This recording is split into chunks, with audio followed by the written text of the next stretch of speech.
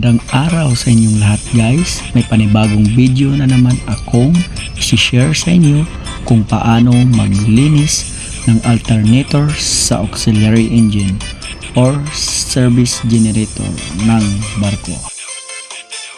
So what's up? Andito na naman ngayon si Boy Kuryente, magbabalik ang inyong lingkod.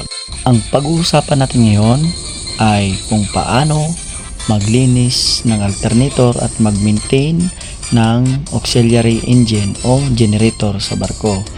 Ang una kong gagawin ay check ko muna ang mga electrical parts ng auxiliary engine kung may kakaiba. Lahat ng sensor ng mga wires ay aking i-check. Then pagkatapos ko dyan ay aking isusunod ang alternator. Yan ang aming alternator filter. Bubuksan ko at i-check ko ang loob ng alternator at saka ko lilinisan.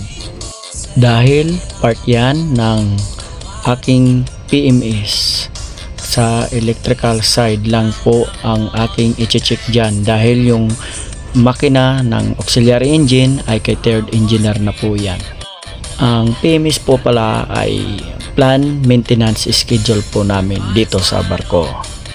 Then pagkatapos kong na-check ay akin pong lilinisan, tatanggalan ko ng mga dumi or mga alikabok ang alternator ng aming generator.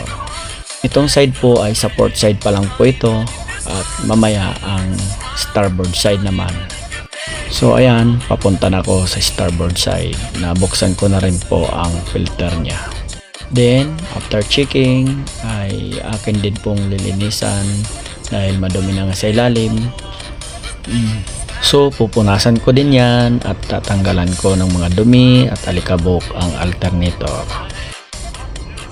So checking ko rin ang bawat sulok ng alternator, baka may nalaglag na mga tornilyo or anuman dahil kasama po yan sa inspection namin. So ayan, okay naman lahat. So tapos na po gawin. Actually kung marami pa pong dumi yan at hindi ko na madukot ay kukunin ko ang vacuum cleaner po namin. So para hindi naman ganong madumi kaya hindi ko na ginamit ang vacuum cleaner. So guys, bago po pala kayo magsimula, kasi na-experience ko na rin yung nakikita yung mga wire na yan, minsan may mga kuryente yan. Kaya dapat double checkin nyo rin yan, huwag kayong sasayad dyan sa kanyang mga electrical parts nya. Then inform lang din ang lahat ng kasama nyo sa makina at lalong lalo na kay third engineer. At lagyan din ng lockout tag-out ang main switchboard nito. Yun lang po guys. Thank you for watching. God bless.